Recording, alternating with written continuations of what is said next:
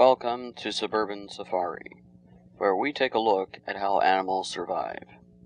This is your host, Tyler Stansbury.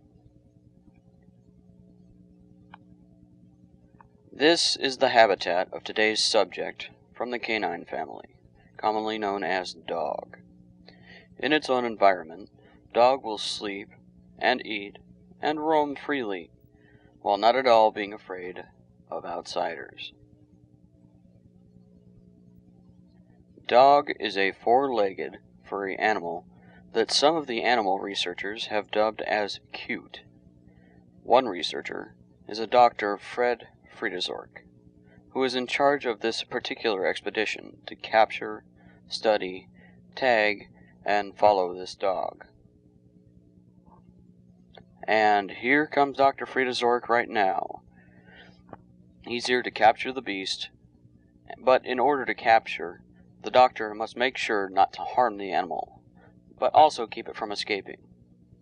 Then the dog is taken to the institute, where it is tested, tagged, and released.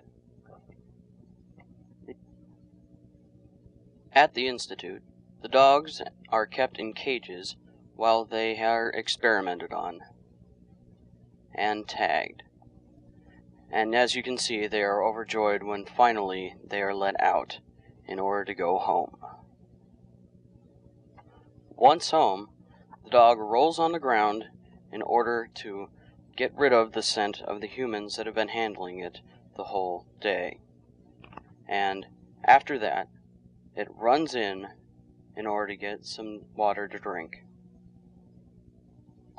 Then it looks around stupidly as it tries to find some food. Yet, as it does not find food, it decides instead to go out and mark its territory.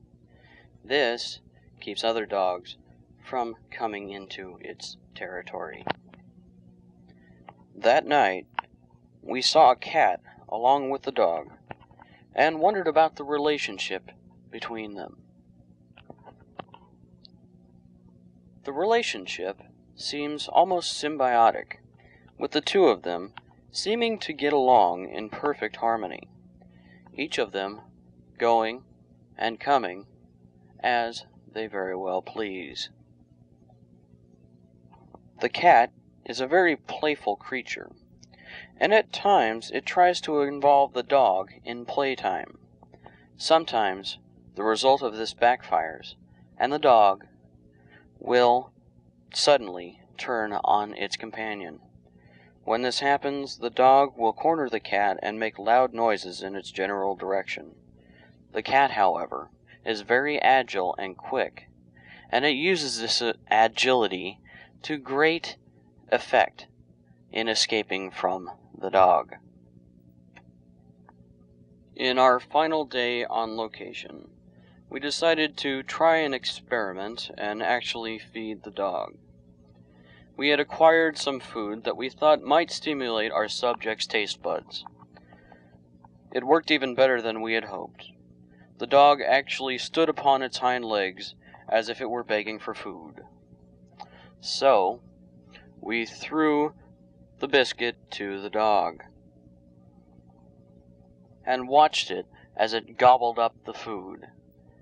And we walked away, hoping that we would have some effect on the dog.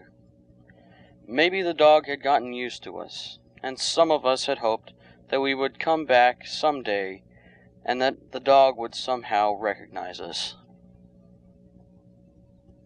Unfortunately, the hopes of our crew were dashed when 1 month later we came across the dog while working on another expedition, and we were shocked and amazed at the quick transformation back into its primitive lifestyle. So once again, we left the dog to nature and its habitat. For all of us, this is Tyler Stansbury. Good day.